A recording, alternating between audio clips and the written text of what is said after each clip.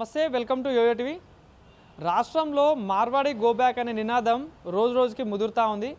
అసలు ఈ Marwadi go back అనే అంశం ఎందుకు వచ్చింది, అసలు దీని వెనకాల ఉన్న తతంగం ఏంది, మరి దీని అన్నింటి గురించి మాట్లాడదాం. మనతో పాటు మాట్లాడడానికి అడ్వకేట్ శ్రీకాంత్ గారు ఉన్నారు. సో మరి దీనిపై ఆయన ఎట్లా స్పందిస్తారని కూడా తెలుసుకునే ప్రయత్నం చేద్దాం. అన్న నమస్తే.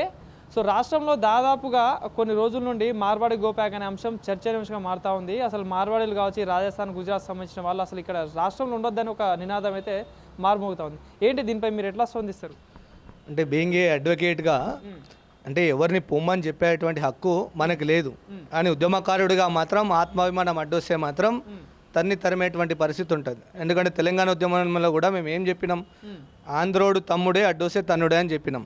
సో ఈరోజు మార్వాడోళ్ళకు కూడా మాకేం పగా ప్రతీకారాలు లేవు. మార్వాడి అంటే కేవలం ఒక క్యాస్ట్ కాదు, మార్వాడీలో కూడా సబ్ క్లాస్ క్యాస్ట్లు చాలా ఉన్నాయి, వాళ్ళలోనే ఐక్యత లేదు. కానీ ఈరోజు మార్వాడి గో బ్యాక్ అనే నినాదం ఎందుకు వస్తుందంటే వారు ఈరోజు పెత్తందారి వ్యవస్థని చూపించే ప్రయత్నం చేస్తారు. ఈరోజు మోండా మార్కెట్లో మొదలైనటువంటి ఇష్యూ ఈరోజు మీరు హింసను ఎంచుకుంటే ఇక్కడ చేతులు గాజులు వేసుకొని కూర్చోలేదు ఎవరు కూడా. ఎందుకంటే ఇది పోరాడినటువంటి రక్తం, ప్రోగ్రెసివ్ బ్లడ్ ఉన్నటువంటి రాష్ట్రంలో మేము ఉన్నాం. సో అందులో నువ్వు దళిత బీసీ మీద నువ్వు దాడి చేస్తే ఎవరు ఊరుకోరు, దాన్ని నువ్వు తిప్పి క్షమాపణ చెప్పాలి. కానీ ఈరోజు నువ్వు అది చెప్పకుంటుంటే మీ యొక్క ఈ పెత్తందారికి లేదా మీ యొక్క ఏమంటారు మీ యొక్క మార్వాడి ఒక డబ్బు ఉందనే ఒక దొరతనానికి ఇది నిదర్శనంగా ఉంది. గత 10 సంవత్సరాలు దొరతనం చూపించిండనే అతన్ని ఫామ్ హౌస్లో కూర్చోబెట్టినాం. సో మీ మార్వాడి వ్యవస్థలో కూడా మీ పెద్దలు ఎవరైనా వచ్చి మేము ఈ యొక్క జాతిలో జరిగినటువంటి వ్యక్తులకి దాడి జరిగింది, భవిష్యత్తులో కూడా జరగనీయం. ఎందుకంటే బలహీనమైనటువంటి జాతులు మావి, ఎస్సీ ఎస్టీ బీసీ కావచ్చు. ఎందుకు అంటే వాళ్ళు ఆర్థికంగా ఎదగలేనటువంటి పరిస్థితి. ఈరోజు మీరు అటాక్ అయితే పోలీస్ స్టేషన్ని మేనేజ్ చేయొచ్చు, కానీ ఈరోజు మనుషుల యొక్క మానసిక పరిస్థితిని మేనేజ్ చేయగలుగుతారా? సో అప్పుడు కూడా దళిత జాతిని అందరినీ కూడా గో బ్యాక్ అన్నందుకే కదా బాబాసాహెబ్ అంబేద్కర్ ఒక బుక్ పట్టుకొచ్చి మీకు అందరికి జ్ఞానాన్ని ఇచ్చిండు. ఇక్కడైనా సరే మీరు జ్ఞానాన్ని పెంపొందించుకొని సమాజంలో అందరూ ఐక్యతరాగా ఉండాలి. ఇంకోటి మార్వాడి గో బ్యాక్ అనే నినాదం ఎందుకు వస్తుందంటే కల్తీ దందాలు వేదిక గల మార్వాడి అనే ఒక ఎలిమెంట్ కనిపిస్తుంది అక్కడ. బ్లాక్ దందాలు ఇప్పుడు బిస్లరీ బాటిల్స్లో 4 రకాలుగా మనకు కనిపిస్తూ ఉన్నాయి. సో అక్కడ ఎవరు చూస్తే వీళ్ళొక ఆనవాళ్ళు ఉంటాయి. లైక్ ఓల్డ్ సిటీలో కూడా కల్తీ మాంసం, కల్తీ అల్లం ఇవి కనిపిస్తే అక్కడ కొంతమంది ముస్లిం వాళ్ళు కూడా కనిపిస్తూ ఉన్నారు. అంటే దీంట్లో ఒక్క వర్గాన్ని చూపించడానికి కారణం ఏంటి? మీరు చేస్తూ ఉంటే దాన్ని ఖండిస్తలేరు. ఇప్పుడు మీరు అటాక్ అయింది, మార్వాడి సమాజం సంబంధించిన పెద్దలు ఉన్నారు, ఫోన్ చేసి మా మిత్రులను తిడుతూ ఉన్నారు. తిట్టే బదులు తప్పు జరిగిందిరా భయ్ అని చెప్పాలి. ఆ తప్పు జరగదు, దాన్ని పునరావృతం చేయమని చెప్పాలి. So law will take the action అని చెప్పాలి. ఇప్పుడు బెదిరిస్తే అది నీ యొక్క డబ్బునే ఒక పెత్తందారి విధానానికే కదా. అంటే నా డబ్బు ఉంది, నేను ఎవరైనా చేస్తే ఏమైనా మేనేజ్ చేస్తా అని. అంటే మీ దగ్గర 100 కోట్లు ఉంటే మీరు ఏమైనా మేనేజ్ చేస్తారా? అంటే బేగం బజార్ అడ్డా ఒక్కటే మీకు, కానీ తెలంగాణ అంతా మాది. సో ఈరోజే నేను చూసినాను డోర్నకల్ దాంట్లో అక్కడ ఒక గిరిజనుడు కల్తీ మెటీరియల్ తీసుకెళ్తే అతని మీద అటాక్ చేస్తారు. అరే మీరు అటాక్ ఎందుకు చేస్తారు రా భయ్? మీరు లా అని చట్టం ఎందుకు తీసుకుంటున్నారు? అదే మేము తిరగబడితేనేమో మమ్మల్ని దాడులు చేస్తున్నా అని చెప్తున్నారు, మీరేమో దాడి చేస్తేనేమో మేము ప్రొటెక్షన్ చేసుకుంటున్నాం అంటున్నారు.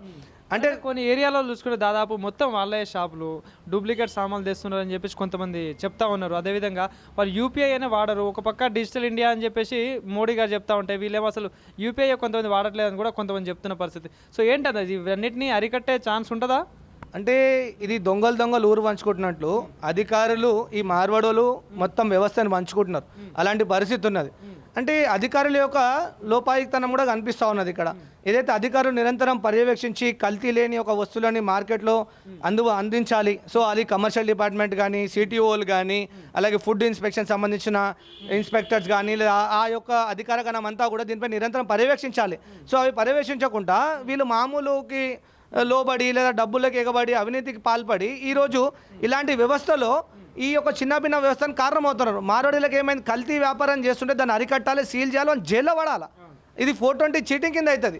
సో అలాంటిది ఏమీ అప్లికేబుల్ చేయకుండా కేవలం స్టేషన్ బెల్ ఇచ్చేసి ఒక పిటి కేసేసి పంపిస్తుంటే వాడు ఏం చేస్తూ ఉన్నాడు, దాన్ని కొనసాగిస్తున్నాడు. అదే 5,000 10,000 ఇస్తే సరిపోతుంది, లక్షల్లో ఇవ్వాలంటే ఇచ్చుకుందాం అందరం ఏకతారిపై వచ్చేసి ఒక్కొక్కడు మానవుడోళ్ళం ఒక 20 మంది ఉన్నాం, 20 మంది 20 లక్షలు ఇస్తే వాడు ఏం చేస్తాడు, 20,000 జీతాన్ని కూడా కొట్టే పరిస్థితి ఉంటుంది.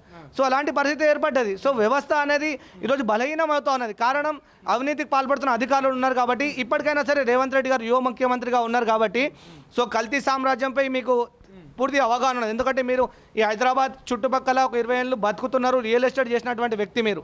సో మీరు తక్షణం మీరు ఒక ముఖ్యమంత్రి హోదాలో దీనికి పరిష్కారం చూపెట్టాలి. ఇలాంటి అవినీతి అలాగే బ్లాక్ మార్కెట్ దందాకు పాల్పడుతున్నటువంటి వ్యక్తులని అరికట్టాలి. అలాగే మన తెలంగాణ సమాజాన్ని మనం కాపాడుకోవాలి. మార్వాడీలను మేము గో బ్యాక్ అనట్లేదు, మీరు ఇక్కడే ఉండండి.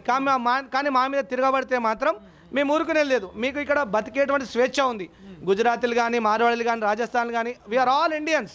మనం అందరం కలిసికట్టుగా బతికేటువంటి అవకాశం. కానీ ఇక్కడ ఈ మట్టికి పుట్టినటువంటి వ్యక్తులతో మీరు ద్వేషం పెంచుకొని డబ్బును అడ్డం పెట్టుకొని ఈరోజు మా మీద దాడి చేస్తా అంటే ఊరుకునే లేదు. తిరిగి ప్రతి దాడి చేస్తాం. ఆ చట్టం చెప్తుంది, ఏం చెప్తుంది? సెల్ఫ్ డిఫెన్స్ అంటది. సో సెల్ఫ్ డిఫెన్స్ చేసేటువంటి ప్రక్రియలు తెలంగాణ ఉద్యమం చేసినట్టు మాకు ఎవరు కొత్తగా నేర్పించాల్సిన అవసరం లేదు. కేసీఆర్ అయినా, రేవంత్ అయినా, ఇంకెవడైనా సరే వానికి ఏ భాషలో చెప్పాలో మా తెలంగాణ బ్లడ్కి తెలుసు. సో అట్లా మార్వాడీలో ఒక లెక్కన మాకు చెప్పండి. సో అంటే ఈ మార్వాడి వల్ల కూడా కొంతమంది అయితే తెలంగాణలో ఉన్న కుల వృత్తులు కావచ్చు, వీళ్ళందరూ నష్టపోతా ఉన్నారు, వీళ్ళ దందాలు ఎక్కువైతా ఉన్నాయని చెప్పేసి కూడా చాలా మంది ఆవేదన చెందుతున్న పరిస్థితి. సో ఏం చెప్తారు దీని మరి? అంటే దీంట్లో కూడా ఒకటి మనం గమనించాలి ఏంటంటే స్కిల్డ్ సంబంధించినటువంటి వృత్తులు ఈరోజు మనలో అన్నీ కూడా తరించిపోతా ఉన్నాయి. సో ఆ స్కిల్ సంబంధించి ఇప్పుడు కుమ్మరి, కమ్మరి లేదా ఇంకా ఏమైనా వ్యాపారం చేసేటువంటి ఇప్పుడు కుమ్మరి కుండలు, నేను ఒక కుమ్మరి కులానికి సంబంధించిన వాడిని. సో ఈరోజు రాజస్థానీ కళాకారుల వైపు ఎక్కువ వాళ్ళందరూ అడుగులేస్తూ ఉన్నారు. అదే ప్రభుత్వాలు కూడా స్కిల్డ్ ఉన్నటువంటి కుమ్మరికుండ మట్టి దొరకట్లేదు. సో వాళ్ళందరూ కూడా ప్రభుత్వం ప్రోత్సాహం ఇస్తూ లోన్లు ఇస్తూ ఆ చెరువులోంచి వచ్చే మట్టి కూడా మీకే ఉంటుంది, దానికి మేము ప్రోత్సాహాలు ఇస్తాము, మీరు ఇక్కడ తెలంగాణలో ఉండేటువంటి మట్టితో కుండలు తయారు చేయండి, తప్పకుండా వీరి దగ్గరనే కొనాలి అని చెప్పేసి మీరు ఆ ప్రత్యామ్నాయ ఏర్పాట్లు చేస్తే ఈ యొక్క మార్వాడీలు దాంట్లో ఎంటర్ గారు. ఎందుకంటే వాళ్ళు కళాకారులు రాజస్థానీ స్పెషలిస్ట్ అని తీసుకొని వచ్చి అమ్ముతున్నారు. అదే స్పెషాలిటీ ఇక్కడ ఉన్నటువంటి కళాకారులు చాలా ఉన్నారు, వాళ్ళకి ప్రోత్సాహం ఇవ్వాలి. సో ఈరోజు ఆ వ్యాపారంలో వాళ్ళు అడుగు పెడతా ఉన్నా అంటే అక్కడ ఉన్నటువంటి వ్యవస్థ వాళ్ళకి బలంగా ఉండి వాళ్ళకి ప్రోత్సాహం ఇస్తుంది. ప్రోత్సాహం లేక వ్యాపారం చేయట్లేదు. సో వాళ్ళకి ప్రోత్సాహం ఉన్నందుకు చిన్నదైనా పెద్దైనా వాళ్ళు వ్యాపారం చేస్తారు. ఈరోజు తెలంగాణ సమాజంలో కుల వృత్తులకు సంబంధించినటువంటి స్కిల్ ఉన్నటువంటి వృత్తులకు సంబంధించిన వ్యక్తులకు మీరు ప్రోత్సాహం ఇస్తే, ప్రభుత్వాలు ప్రోత్సాహం ఇస్తే తప్పకుండా వీళ్ళని అరికట్టేటువంటి అవకాశం ఉంటుంది. ముఖ్యంగా యువకులందరూ కూడా ఈ బిజినెస్లో ఎంటర్ప్రినర్గా అయ్యి ఈరోజు ఈ తెలంగాణలో తెలంగాణ వాడే వ్యాపారం చేసే విధంగా ఉంటుంది. సో ఇక్కడ డబ్బు కీలకం. సో ఆ పెట్టుబడి ఇచ్చేటువంటి ప్రోత్సాహం ప్రభుత్వం చేయాలి. ఎంఎస్ఎంఈ లోన్స్ ఎవరికి వస్తున్నాయో తెలియదు, ముద్రా లోన్స్ ఎవరికి వస్తున్నాయో తెలియదు. ఈ వీటిని కూడా వారే తీసుకుంటున్నారు. ఒకవేళ వారికి రాకపోతే వాళ్ళ మార్వాడి బ్యాంక్స్, మహేష్ బ్యాంక్, ఇలా అనేకమైన బ్యాంకులు ఉన్నాయి. సో వాళ్ళందరూ కూడా వితౌట్ ఎనీ ఇంట్రెస్ట్ వాళ్ళు ఇచ్చి మీరు ఫస్ట్ వ్యాపారం చేసుకోరా భయ్, మేమంతా వెనకాల ఉన్నామని ప్రోత్సహించడంతో వారు చిన్నదా పెద్దదా కల్తీ అనలేదు, వారు దూరుతూ ఉన్నారు. మన వాళ్ళు కూడా అరే మనకి లైట్ బుక్గా 50 రూపాయల కన్నా 10 రూపాయలు వస్తుందిగా, వెలుగుతుందా లేదా అని చూస్తున్నారు. కానీ ఆ 10 రూపాయల బుక్గా 10 సార్లు కొంటున్నాడు, వాడు ఆ సైకాలజీని యూజ్ చేస్తూ ఉన్నాడు. సో మనం కూడా ఏం చేయాలంటే 50 రూపాయల బుక్గా తయారు చేయండి రాబోయే, 100 రూపాయల మార్కెట్ మీకు ఇస్తామని ప్రభుత్వం చెప్తే తప్పకుండా 50కి 50 వస్తాయని చెప్పి యువకులందరూ కూడా ఎంటర్ప్రినర్ అవుతారు. సో ప్రభుత్వం ఈ మార్వాడి వ్యవస్థని అరికట్టాలి అంటే ఈ బిజినెస్లో వారే అంతర్ అవుతున్నారంటే మన యొక్క యువకులకి లేదా సంబంధించిన కుటుంబాలకి ప్రోత్సాహం ఇస్తే తప్పకుండా దీంట్లో మార్పు వస్తుంది. సో నిన్న ఒక డిబేట్లో కూడా మాట్లాడుతూ కూడా ఒక జైన్ సంబంధించిన వ్యక్తి, మార్వాడికి సంబంధించిన వ్యక్తి ఏమంటా ఉంటే తెలంగాణలో ఉన్న వ్యక్తి 2000 వస్తే తాగి పడుకుంటారనే టైప్లో మాట్లాడుతూ ఉన్నారు. సో ఏంటి దీన్ని ఎట్లా స్పందిస్తారు? దీనికి మీకు 2000 వస్తే మేము తాగి పడుకుంటున్నాం, నువ్వు 2 లక్షలు వచ్చినా పిల్లికి బిచ్చం అయ్యావు, మళ్ళీ దాన్ని ఏం చెప్పాలి? అంటే వాడు కష్టపడి పొద్దున పోయి రేయింబగలు రాయనక రప్పనక కొట్టి ఒళ్ళు హీనం చేసుకొని ఒక 2000లో ఒక 100 రూపాయలు తన బాడీని రీసైకిల్ చేసుకోవడానికి తాగుతున్నాడు. అంటే నీకు తెలంగాణలో అంటే తాగుబోతలు ఉన్నారా? అరే ఈ తెలంగాణ ఎవరు రాబోయ్, కోటి రతనాన వీణ ఈ తెలంగాణ ఏమంటారు, కాళోజీ లాంటి మహానుభావులు ఉన్నారు, కేసీఆర్ లాంటి ముఖ్యమంత్రులు ఉన్నారు, రేవంత్ రెడ్డి లాంటి ఒక వ్యక్తులు ఉన్నారు. ఈ తెలంగాణలో తాగుబోతలు అయితే నువ్వు తెలంగాణలో ఈ పాటికి ఉండకపోతే నీ దగ్గర గుంజి నీ ఇంట్లో కొన్ని డబ్బులు లాక్కొని తాగేవాళ్ళం.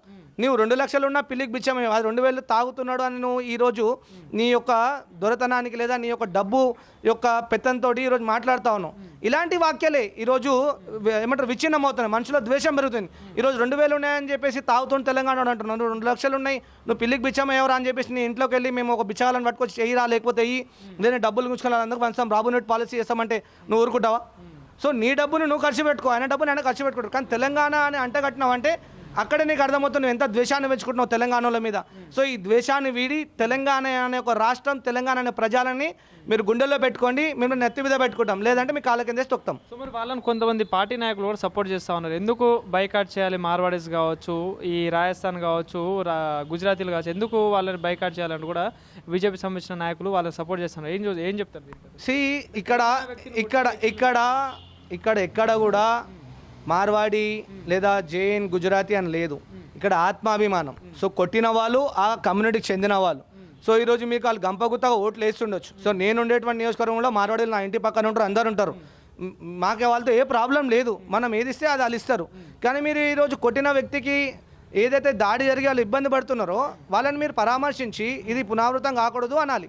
సో ఈరోజు మీరు మారులకు సపోర్ట్ చేస్తే మా వెనకాల భారతీయ జనతా పార్టీ లాంటి పార్టీ ఉంది, లేదా కాంగ్రెస్ లాంటి పార్టీ ఉంది, బీఆర్ఎస్ లాంటి పార్టీ ఉంది అని అనుకుంటే వాడు ఇంకా రెచ్చిపోతాడు.